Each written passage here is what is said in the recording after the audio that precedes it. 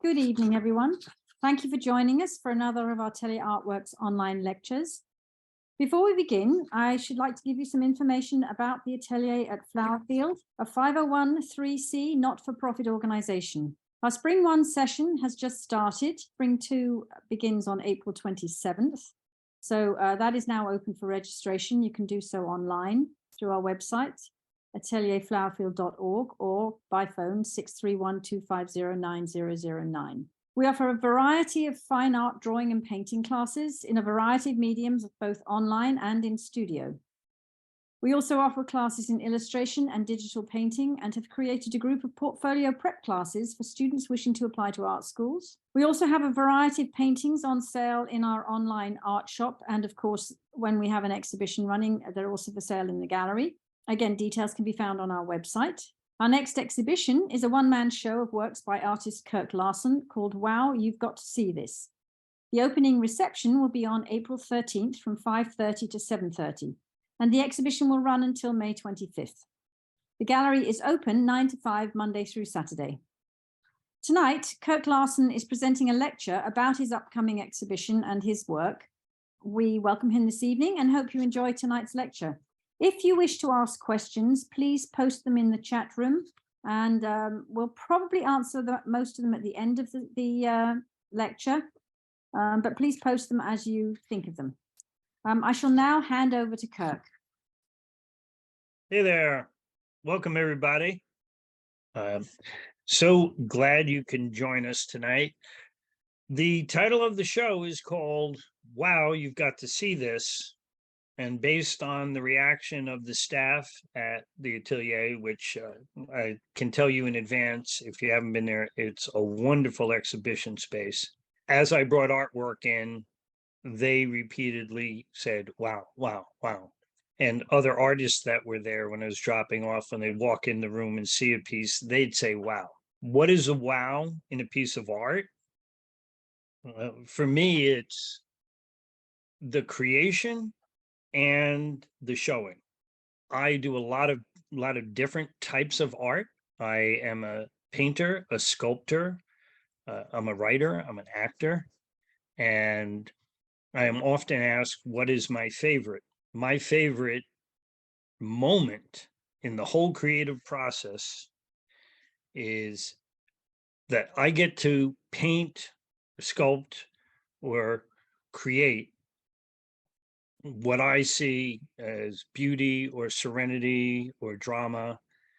And the joy that I have in the creation is amplified exponentially when I get to share that with other people. Today, I've got some slides to show you of some of the artwork that's in the exhibition.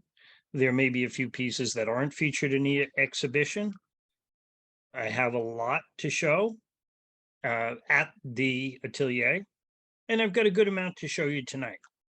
My intention tonight is to whet your appetite, share a few different categories of what I'll be exhibiting, and I can tell you that as good as it is online, it is so much better in person. So at this exhibition, I've got the beautiful leeway to exhibit multiple modalities. And here's some studio seascapes and landscapes. This is a piece called Clear Ahead. I am a heavily addicted sailboat racer. In particular, I love to sail on classic wooden boats, but I also race on modern boats. It brings my passion to the surface for the water. I love the ocean. I love watching waves crash on the rocks. I think most of us enjoy that. And when you add sailing to it, it just becomes a deeper part of your soul. This is a piece called I Hear the Call of the Sea. One of the most influential geographical locations of my life has been up in Cape Ann, which is an area northeast of Boston that includes the towns of Gloucester, Massachusetts, Rockport, Essex, Manchester by the Sea. and they are deeply steeped in the history of marine painting and New England painting. And I discovered it in 2016 at a painting event. And I have spent so much time there. This is a piece called Light Amidst the Turbulent Sea. This is just a little video to show you what wets my whistle, so to speak. Here I'm racing on a 1905 classic boat, and that is the boat I crewed on for about 14 years. This is a piece called Relentless, and although it was done in the studio, it was done plein air style. Now, I'm mostly known for my marine paintings and my plein air work. Plein air is a French term that means to paint outdoors in natural light. In the 1840s, they invented the paint tube, and that allowed artists to be more portable with their art. Prior to that, they often had to get up at 2 or 3 in the morning and start grinding and mixing their paints for the day. And now that they were able to store these paints and travel with them, they could go outdoors and capture the scene. Now, this piece that you're looking at now is 4 feet wide and 2 feet tall, 24 by 48 inches. It was painted completely from a 37-second video that a fisherman friend of mine captured at my favorite painting locale in the middle of a nor'easter. So it was blowing, and it was raining, and it was pouring, and I probably wouldn't have risked my camera, but he risked his. So the camera didn't stay still. It moved a little left, a little right as the waves crashed. I do so much of this plein air painting that I have honed my skills and developed an appetite for painting on location without the aid of photography in that painting. So in this case, I didn't work from a still frame. I worked from the motion of the waves crashing and moving. And when you see this piece in person, it's more likely to take your breath away than you might think so on the computer. Now, this is a piece called Revelations. So there's a lot more going on here than one might perceive at first.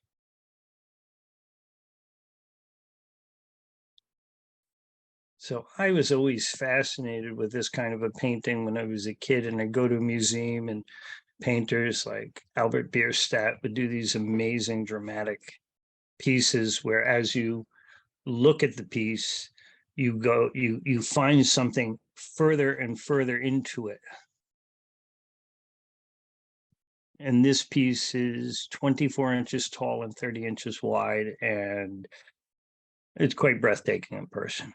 When I first went to Cape Ann, I was looking for a much more immersive time than I normally would get at a painting session of just going to the beach and painting. I really wanted to study the sea and get to know it. And when I returned from my first trip there, I had taken a lot of photos and wanted to work on some large studio pieces. And when I got back, I found that it didn't quite feel, they were good paintings, but they didn't quite feel like, so I found that the paintings didn't quite feel like what I had seen. And the third time I related that observation to somebody, it clicked in my head because I heard it. I said, well, if it doesn't feel like what you saw, paint what you feel. And that began this, what I call the Cape Ann series. And while I was up there observing the surf, there were all these little areas in between where the water pooled and where it dripped over the rocks. And that's what really draws me in. I love when I'm painting something and I can hear the surf crashing. Some of the sailors that I've raced with also race on smaller skiffs and Olympic class boats. And this one is called 470 Ride. And this is little two-person boats that were featured in the Olympics. So I'm going to make a little bit of a jump here from the seascapes to a side of me that people often don't get to see or aren't aware of, and that is abstracts. I'm going to have a little fun with here for a moment. So this is a 4-foot tall, 3-foot wide abstract. It's called Nautilus. And this is the way it's actually hung in the gallery. Now, when I work on abstracts, I'm painting almost exclusively, I paint to music. And I will paint to the same piece of music, whether it be classical or rock or instrumental. And every 15 to 20 minutes, I will rotate the canvas 90 degrees so that it always has a balance, even if it's in a different position. And sometimes I will actually sell an abstract wired in different directions so that it can be rotated by the, so this is another one, this is called New One. This is also 4 feet tall and 3 feet wide. And this is the way it's actually hung. When I'm working on an abstract, one of the more important reasons to do so, and I highly recommend it if you're an artist and you haven't done an abstract yet, if you're a realist, playing around with an abstract will actually help your realistic work be better realistic work. When I'm working on an abstract, I'm simply painting to the music without limit of brush stroke or color use. And sometimes, yes, there's a little bit of a face here. That didn't start out to be that way, but it kind of felt like a face, and I felt like going with that thought. While I play with color and brushwork, I'm expanding my vocabulary, as it were, expanding my vocabulary so that the next time I am painting in plein air, when I'm under the pressure of shifting light and atmospheric changes, that I now have an expanded vocabulary with which to render it. Different color usages, different blends. Now, on that painting called Revelations, where there's things happening in the fog, it's this kind of, I believe you should be able to see the little hand from my cursor here. These little exchanges of color, of shadows, of grays, go deep into my psyche and personality. And then when I'm out there painting, I can bring some of that inventiveness. There's a series of paintings that are going to be hanging in the exhibit. And these are some black and white, or I should say gray tone abstracts that I created. I actually did paint these outdoors, although I was painting to some music. And when you see these in person, absolutely welcome your observations if you think you might have an idea of what type of music it was, or what band or orchestra. And this is the paintings are currently framed and will be exhibited in frames. But here's an interesting show of how they interplayed together out of the frames. And I'm just moving through a rotation here to give you an idea of how different the interplay can be. And here's a series I call Floating Sun, 1, 2, 3, and 4. Here's some designers, interior designers that had requested some smaller works, and these are the ones that I still have in my collection. So as I fan through the abstract section, this is called Wispy One, also 4 feet tall and 3 feet wide. If you were to pull up a chair and a beverage, you could sit there for hours and still be discovering new stuff. So here's a recent studio landscape. For those of you that are based on Long Island or have been to Northport, New York, in an area leading up to what's called Eaton's Neck, there's a particularly grand view on this one particular property. Just about everybody that travels that road will at some point pull over and then risk life and limb running across the road to get a picture of this spectacular view. And this one is entitled Glory Over the Harbor. And it's 3 feet wide and 2 feet tall, 24 by 36 inches. Now, this is a studio piece called Out of the Chute, and it's actually inspired by and based on some plein air painting I did. I did a plein air competition in Western Texas, an area called San Angelo, and we had our quick draw at the San Angelo roping fiesta. Quick winning run for calf roping that day was about 9 or 10 seconds, with the average one ending up about 13 seconds. And one might ask, how could you possibly paint something like that?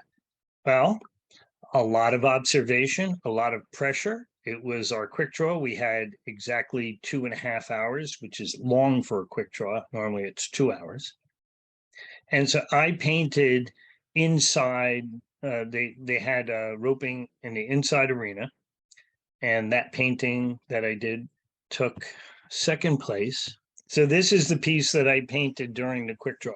It was my first time painting calf roping. And as you can see by the painting, I had a blast. After the quick draw was over, I framed it up. It was juried. I got second place. The painting sold immediately. And then I went to the outside arena, and this is in the outside arena in the afternoon. And this is For the Win is the title of it. The last painting and this painting are not available for the show because they're hanging in private homes in Texas. So this was all painted live outdoors without the use of photography. A good friend of mine, an artist who was there, took some pictures of me painting and also more pictures of the calf roping, which they shared with me. And that's how that previous painting in the studio was done.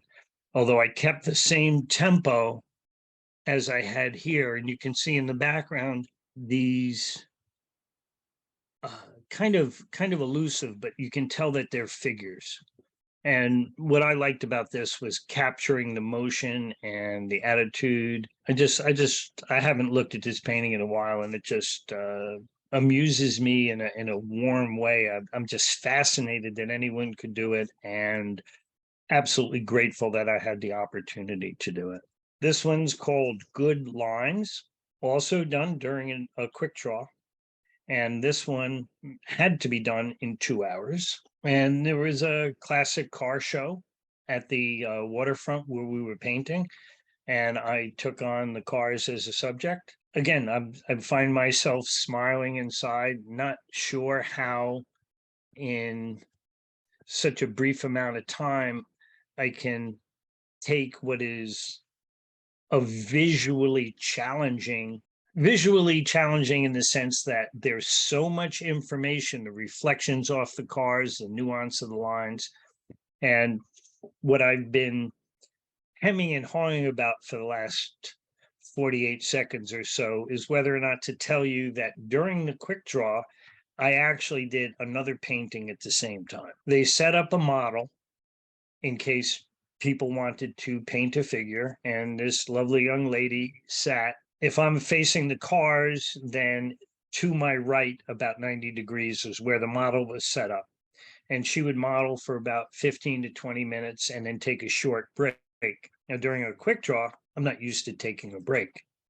I had already decided I wanted to paint the cars, but the model was a really nice scene, a summer dress and a brimmed hat. Her back was to me, so it was the back of the hat and the flowery dress. And that called to me as well. So I took my spare easel, put another canvas up there, and did a little bit of figure work, and she'd take a break, and I went back and mainly focused on the cars. It was the thrill of the moment. It's not that I planned to do it, it just called to me. And I can tell you that I'm just so incredibly grateful to be able to attempt to do this and to share it with other people. And on that note, moving on to, this might be my palette from a piece called Eastern Shore Roulette. This one is from a painting competition in outside of Knoxville, Tennessee, I believe. And it was fairly late. I was painting a sunset. And to give you an idea of the challenge that a plein air painter has when capturing the light, this is when I finished the painting. I had a light attached to the brim of my hat, which helped me finish it. And although it's not very clear in this picture, I do a preliminary sketch, and I apologize for not having a better example. But on this sketch, some of that blurry pencil lines are notes about the color and the range. So once I block the painting in, I have notes about what this color was in the center and this green to the right. And so I'm able to, as long as I have marks on there that indicate each color area, I'm able to complete it after the light has shifted, but not that much later. Here's another one. This one is also from Knoxville. There wasn't room for this piece in the show, but this is a winter piece I did in Connecticut. I'll zoom in a little.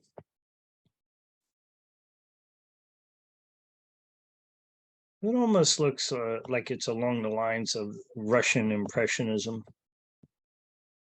And because it was fleeting light and we'd driven around for a great deal of time before we found enough snow to paint, as you can see, there wasn't a lot on the ground. I didn't spend as much time making the marks or the color notes because with the flat gray light, it pretty much stayed. This is a piece I call Classic Vermont. It's part of the show. It's a very well-known covered bridge outside of Jeffersonville, Vermont. And there's kind of a secret, unofficial gathering of artists there for decades now. And this little mark over here is one of the artists. There were a couple more up by the bridge, a couple more to my right, and a couple more to my left. And this was done in 2020, just a few days before, actually about 48 hours before quarantine happened. I was taking it easy. I was being careful up there. But when the news got tense, it was time to go. But this was the last complete painting I got in, and that's 16 inches tall and 20 inches wide, and it's delicious. It's also been my home screen on my phone for a couple of years, and I'm hesitant to take it off because I really enjoy this painting. This is Eastern Shore Roulette. Plein Air Easton is the largest outdoor painting competition in the country. They sometimes have over 300, sometimes as much as 400 people apply, and they will only pick about 38. And then the other people that participate, the other 15 or 20 are picked locally, or the previous award winners are invited back. I have been in this competition 8 times, and this one was done late afternoon. I was painting at a nearby farm, and this dark and ominous sky you see here was rolling in, and lightning was visible in the distance. And I decided to move on from the place I was painting to try to capture this. And somebody suggested this bridge on the right. They suggested this little pull off, and it was a great lead.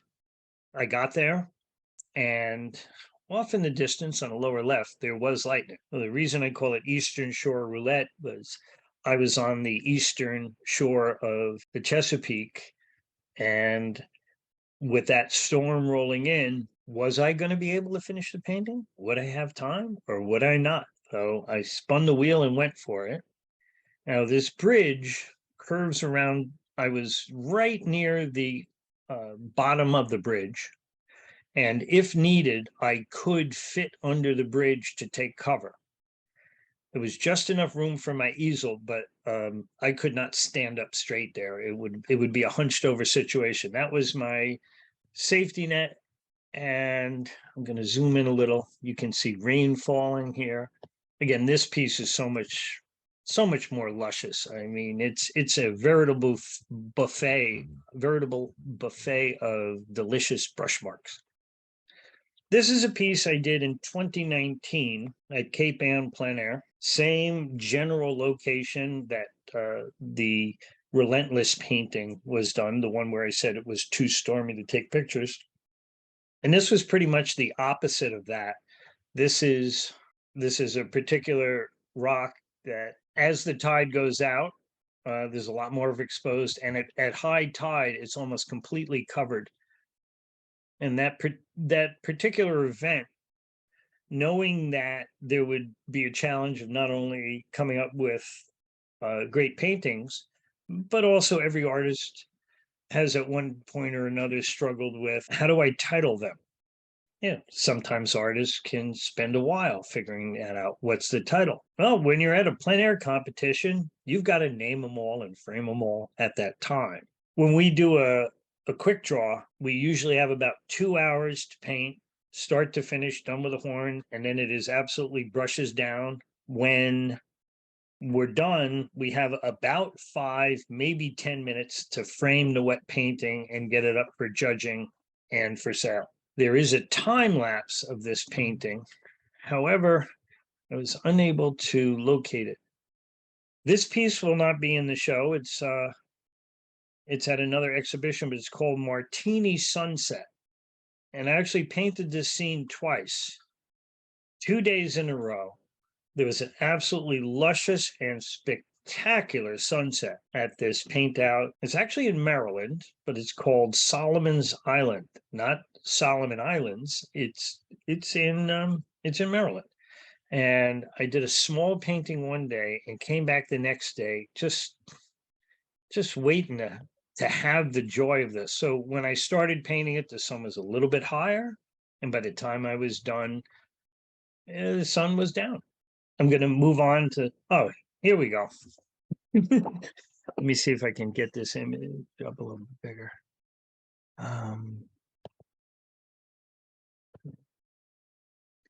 Okay. Well, this might be a little bit small on your screen, but I'd like you to look between myself in the red shirt here and my easel. And notice the house in the background close to me. I was painting on a 130-foot classic boat, big sailboat, and it was on anchor between Shelter Island and Greenport. And the boat was rotating. I don't know if you could see that much of it there, but the boat was shifting on the anchor. So what was in front of me was suddenly to my left, and then it would be to my right. Once again, it's another quick draw painting. This one from Parsboro, Nova Scotia, on the Bay of Fundy. It's a long drive, and it's absolutely serene up there. It's quiet. They told us when we got to town that we had a choice. There was we could get gas wherever we like, either at the one gas station in Parsboro or at the other gas station 35 miles away. And this was a quaint little street.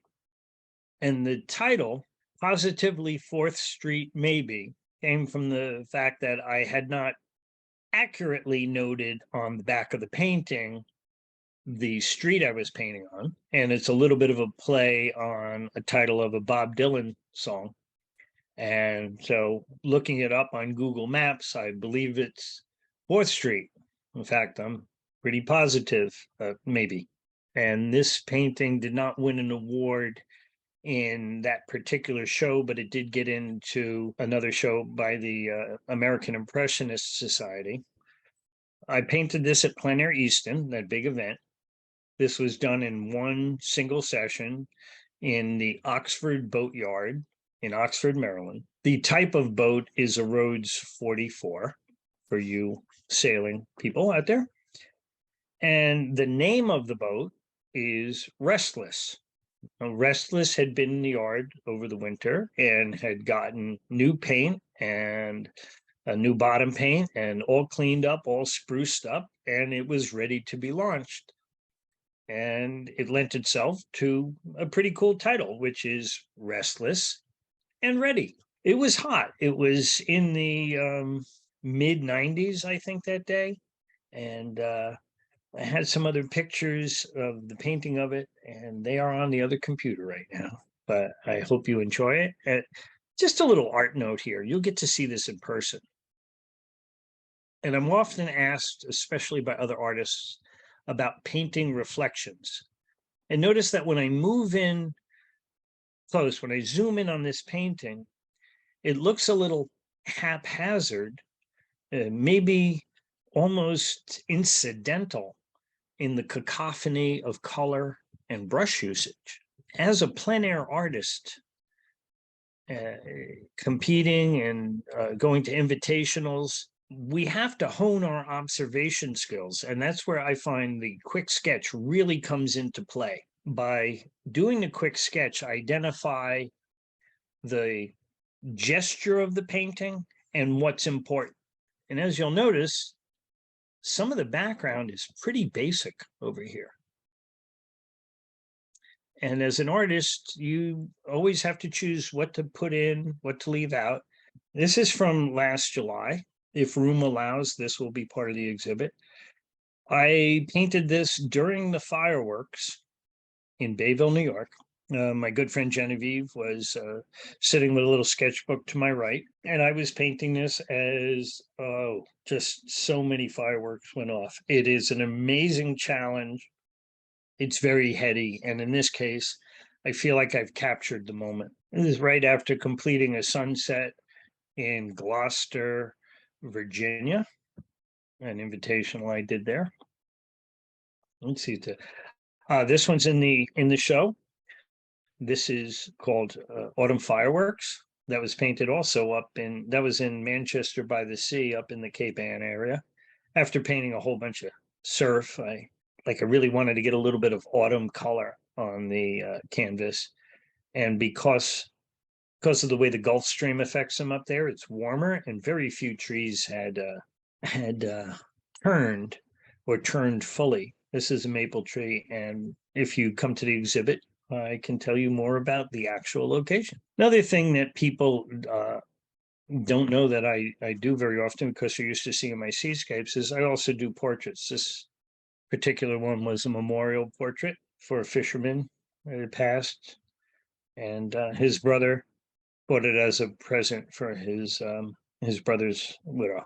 For those of you that have lived on Long Island and love blues music, this is a portrait of the late great phenomenal player and singer Little Buster of Little Buster and the Soul Brothers. It's actually painted from a photo on a day when I got to sit in. I play harmonica, and I had an opportunity to play one of my best solos ever that day. But this painting isn't about me. This painting is about Buster. This portrait is just started, and it's from 15, 20 years ago. Okay, I don't want to leave it up that long. I know this is being recorded. I love the feel of the underpainting and hesitated at coming back to it till this year. So 15 years later, I started the portrait over. This is called The Last Offload of the Season, and this was done in the studio from photos taken at the offloading dock at the Gloucester Fish House. And Gloucester, Massachusetts is infamous in fishing history. The movie Perfect Storm was shot in Gloucester and about Gloucester fishermen. And of course, you've got the Gorton's Fishermen. That company's based up there. Clarence Birdseye, who invented frozen foods, he's from that area. So this was a portrait for an officer who had been in the K-9 unit for many years, and I think he recently his partner, the dog, had passed, and somebody hired me to do this pencil portrait. This is the redo of the rough portrait you saw earlier. This piece is in the exhibit, and for me, it's got multiple layers. I always saw that portrait as having this kind of a feel. It was painted in the hopes that it would get into a national exhibit. It didn't, but I was still delighted to have the impetus to paint it because of that deadline.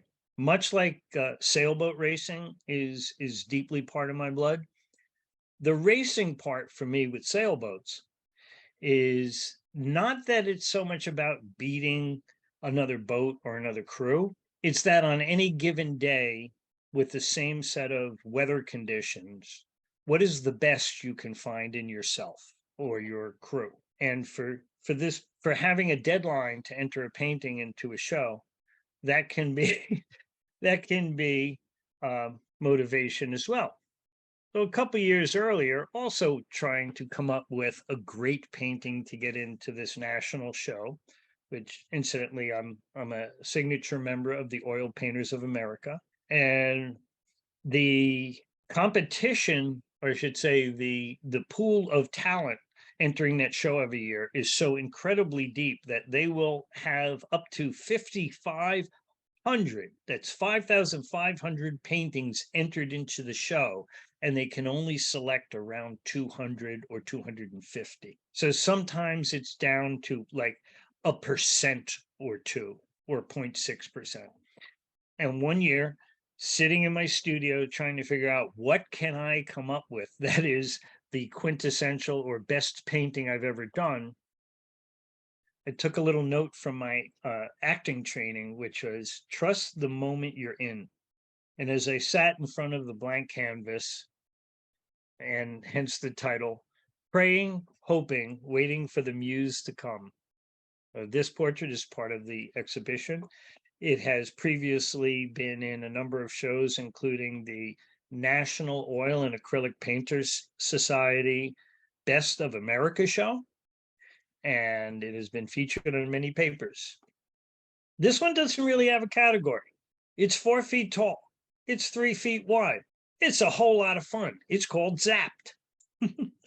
And that's, oh gosh. This was inspired because they opened up a pet shop around the corner from me. And I went over there one day, and there was this little baby chameleon. And I looked at it, I studied it, and I did a little sketch in my mind. I went back, and this is in oils. It's in the show, and you're welcome to come and see that one in person. It has put more smiles on faces than, or as many as any other piece I've ever done. And I'm just going to show you a little bit of this piece coming together. It's a time lapse. I'm going to jump a little bit here.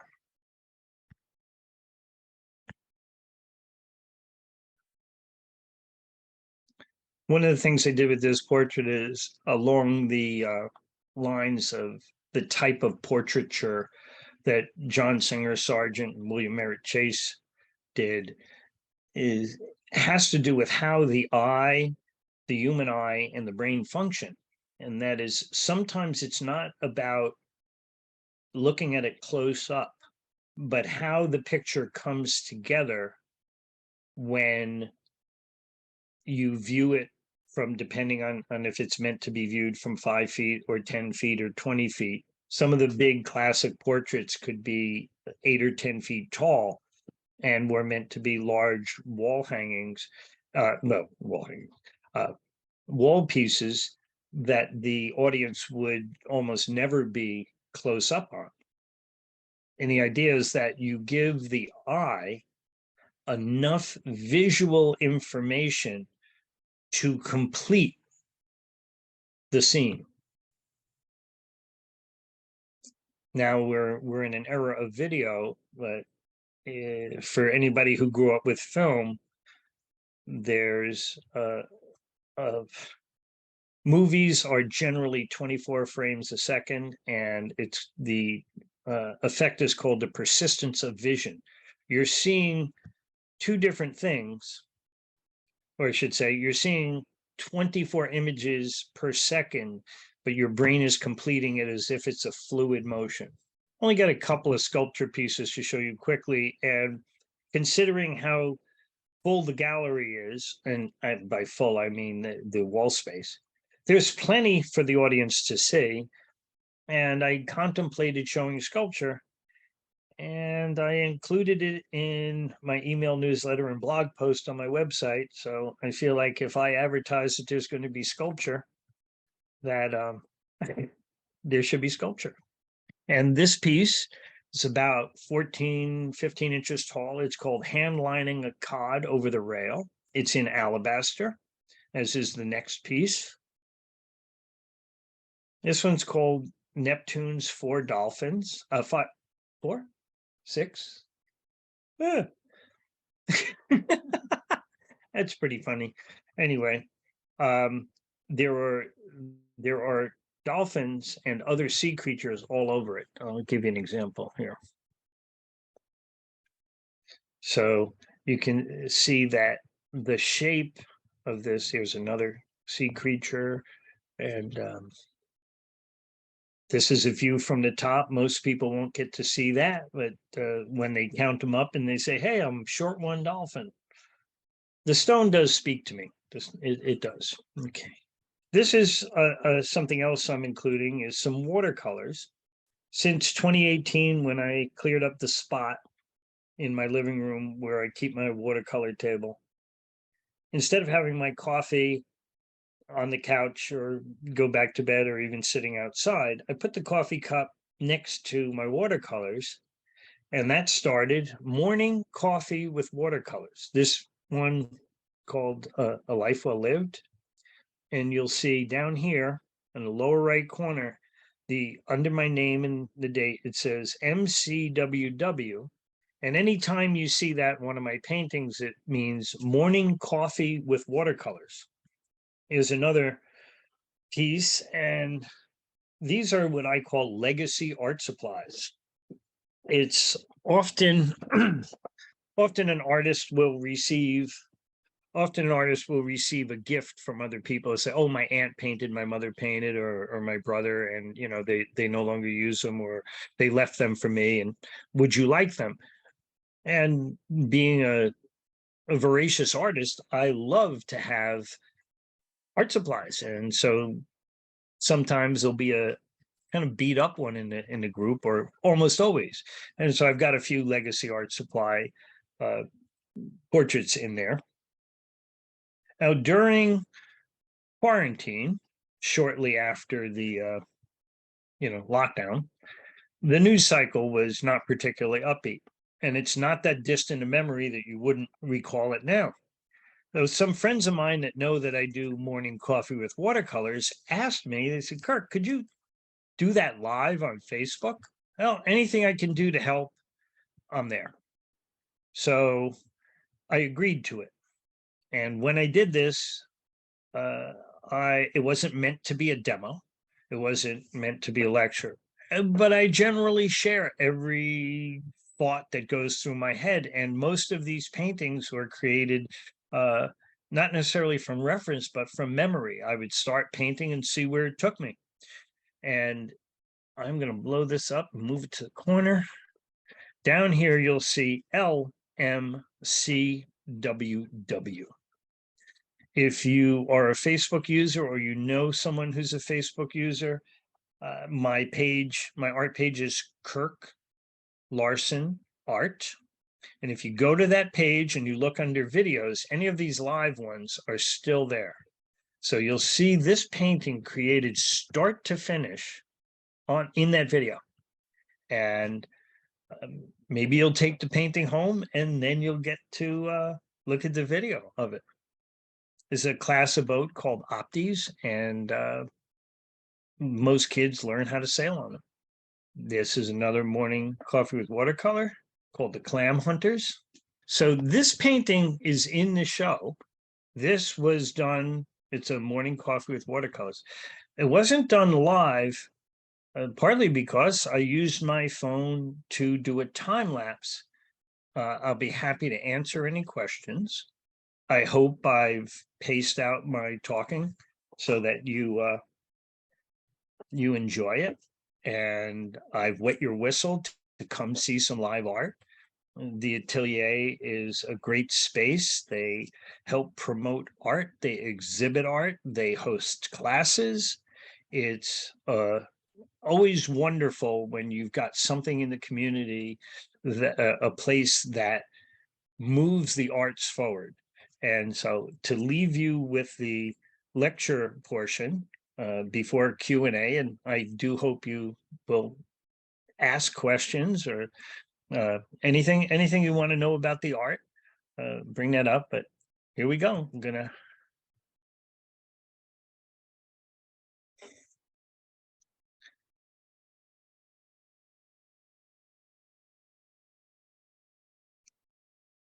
So I did have a general concept, and I don't always do a sketch before I do a watercolor. But in this case, I had this concept in my head. It just popped out, and I said, oh, maybe a little tree. So I started to sketch the tree and then sketch the boat. And I gave myself a guideline of where I'll be putting the paint. Now, normally when I do my morning coffee with watercolors, when the coffee runs out, I have to stop. Self-imposed rules.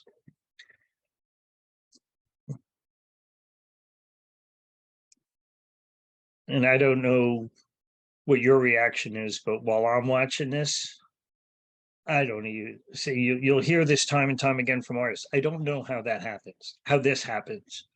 It's like I start and then I do the next thing and the next thing, and at the end it looks like this. And I'm so blessed to have had some talent and the insight to carry it forward. I study really hard, always learning, always moving forward. And once again, here's the finished piece. And when next week rolls around, we're going to have a wonderful reception with a whole bunch of art for you to come and see, and refreshments for you to imbibe on. And then that's on the 13th at 5:30 p.m. And I really hope you can make it. And if you can't, the show does run through May 25th, a couple of days after my birthday. And there'll be plenty of time for you to see it and bring friends and come back and see it again. So does anyone have any questions? Please put them in the chat room, and Kirk will answer them as we go along. And we'll give it a few minutes to let people gather their thoughts and see if anyone has any questions. I'm sure there must be some.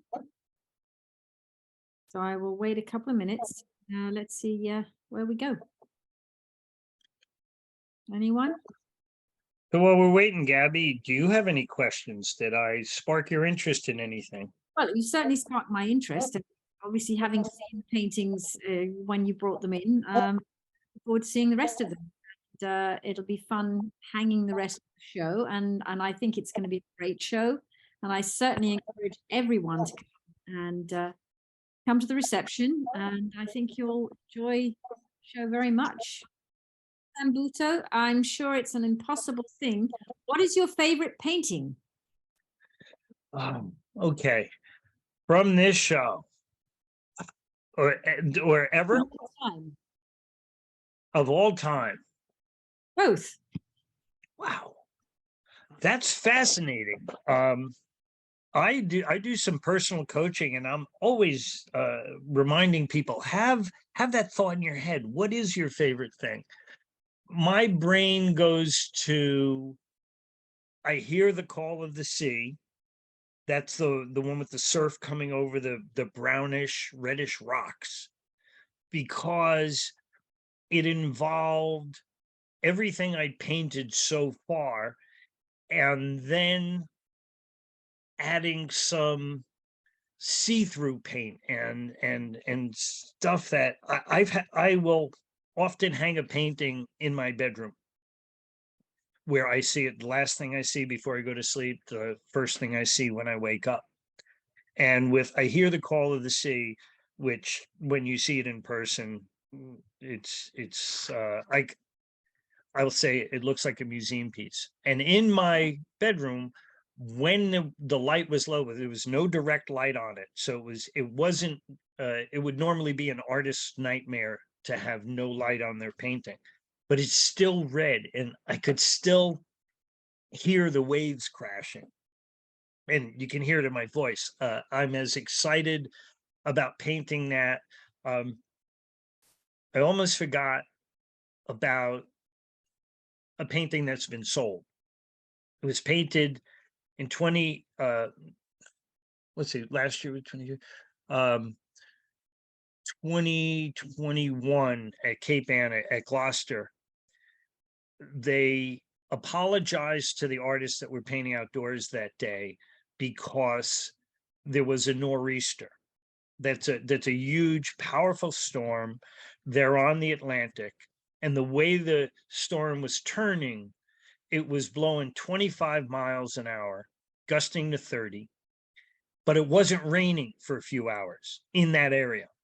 So I went out and I painted a piece that I later called Twist and Shout. Yes, the same year. Or was it 2019? I don't know. The next day, even though I'd stayed up after a long day of painting in 25-mile-an-hour winds, holding my canvas, the next day it was blowing 35 and gusting to 40, and it was a break in the rain for 4 hours, and it was gray. Now, normally when an artist paints outdoors, the sun or the lighting changes so much during an hour and a half to 2 hours that really you'd have to come back for another session because it becomes a totally different painting in terms of color and composition with the shadows and all. But with a gray sky, you've got more time. So I actually stood on the beach in 35-mile-an-hour winds with my canvas aligned with the wind, one hand holding it for almost 4 hours, painting a 20 by 24-inch painting of the waves crashing over the rocks. And because I started painting just at the end of the tide going out, during that time, the tide started to come back in. And at the conclusion of the painting, I actually had the same wave effects happening. And two couples argued over those two paintings, and one of them just purchased both, and then they hashed it out. They're friends, so they've even swapped paintings from time to time. And that one was during a nor'easter, and I said, boy, I wish they named nor'easters. And that day they named it Melissa. And so the painting is called Sweet Melissa Before the Rain, and it's named after the Allman Brothers song. So I guess I do have a favorite painting, but it's not in my possession anymore. That's interesting. Okay, Christine Woodring asks, can you describe your outdoor easel? So my outdoor easel is similar to the Julian easel. It's what's called a French easel, and it's a few feet away from me. I was going to grab it, but I'll just describe it. So it folds up together and it folds open. If you can move out of the way, I might grab my easel. Sorry. It folds, the legs fold out. You tighten them with some thumb screws, and then you raise the top of it and you're able to put the canvas on the easel. Now that the box is open, you can slide a drawer out, which you can keep your paints in, and underneath it has room for brushes. And there's also a way to hold the palette in the box. So it's a self-contained traveling studio. And I've tried others, and I will continue to try others, but I personally like that particular setup. I own a Gloucester easel. I haven't used it, and I've owned some pochade boxes and small portable ones. They haven't floated my boat yet. Deborah Line says, I'll see you in the neighborhood. We have snacks and beverages and many, many hugs. So Deborah Lean, I'm going to just give a little shout out to her profession. She is now a retired librarian, and I just want to salute and thank all librarians out there, past, present, and future, for doing such a wonderful job. She had seen my paintings on exhibit at the community room in our local library. For those of you that don't know, I live in Hicksville, New York, It's a noun, not an adjective. Mhm. And she fell in love with the painting, and I made sure that there was a way that she could get that into her house. And Deborah has coined has coined a little phrase about my work. It's a moonlight painting done in plein air, and she said, when you look at the painting, the water moves. How does he do that? And I take that as a great compliment. Mhm. Sam Zambuto says, how did you keep the easel from blowing away when you were painting that storm scene? Well, the easel itself, with a lot of paint and brushes in it, weighs the box itself weighs about 14 pounds, but it weighs about 25 or so with all the equipment in it. And then I hung a little knapsack from the bottom and put some rocks in it. But mainly, it was a matter of lining up the canvas, which a canvas board, linen, oil primed linen, and lining that up and just holding it with brute strength. So at the end of 4 hours, it was almost hard to get in the car with my arm cramped in the upward position. Yeah, you must have been very stiff after that. Chris Hernandez, in your competitions, have you ever had a moment where you had to really search for inspiration or had to navigate through uncertainty in how to approach your piece? How do you handle those moments? The description of having doubt about inspiration or trying to find a painting, and doubt as to whether or not I could locate it, probably say 75 to 85% of the time. Wow. It's one of the most soul-searching, challenging undertakings, because it's almost like telling a songwriter, go set up next to a really noisy intersection and come up with next year's hit. So my I paint at a pretty good skill level. I have the talent to do that. I have they talk about 10,000 hours to become an expert at something. Probably, I don't know how many years it takes to get to 100,000 hours, but I'm somewhere around there. And what I've learned, in part from my acting training of trusting the moment, is sometimes you can make something out of nothing. In fact, give me 1 second here.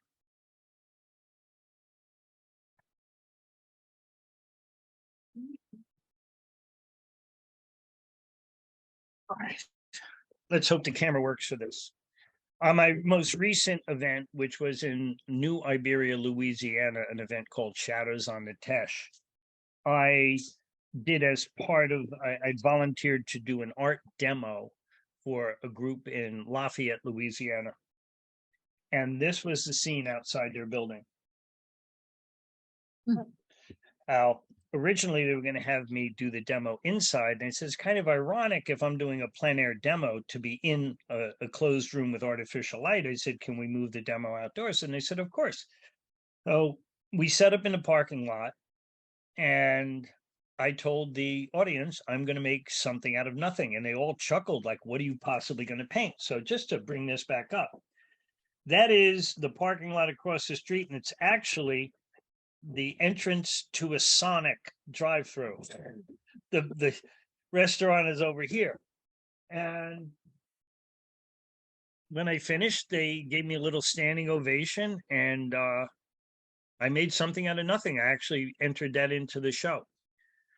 So what I've learned in terms of competition, when there's that doubt, one of my favorite lines, and that I've come up with in my life that helps me move forward, is, instead of pondering why not, just try. And you'd be amazed. I do a lot of cooking, and my good friend Genevieve and I have enjoyed more than one stone soup dinner, where we say, okay, we don't want to get takeout. We'd rather have homemade something. What are we going to do? Let's just make plain pasta. Like, okay, well, we could add some tomatoes. Oh, we could add this. We could add that. you just try. Yep. Sounds like a great idea. Great suggestion. A little note on that. I'm not the only one who's experienced doubt out there. I was painting at that same event in our first day. We had a quick draw in the town of Lafayette, and an artist friend of mine from Tennessee was set up across the street from me. And when we finished the quick draw, she walked to her car to frame it. And as she walked by, I said, "Oh, let me see your painting." She showed it to me, and I said, "Oh, nice job." And she said, "Oh no, it's a piece of beep."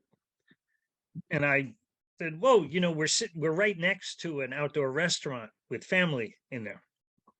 The irony is that 15 minutes or 25 minutes later, when the judge finished, she got first place for that painting.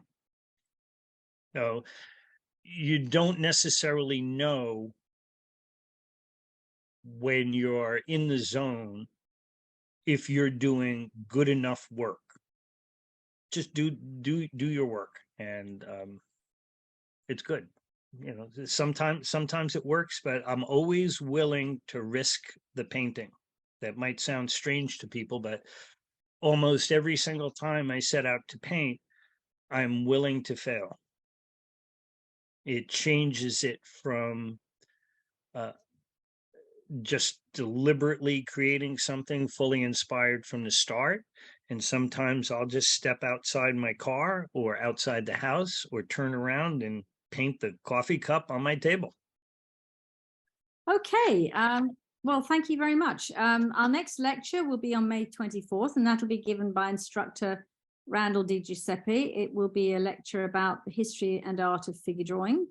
I'd also like to remind you of our upcoming workshop, Spring into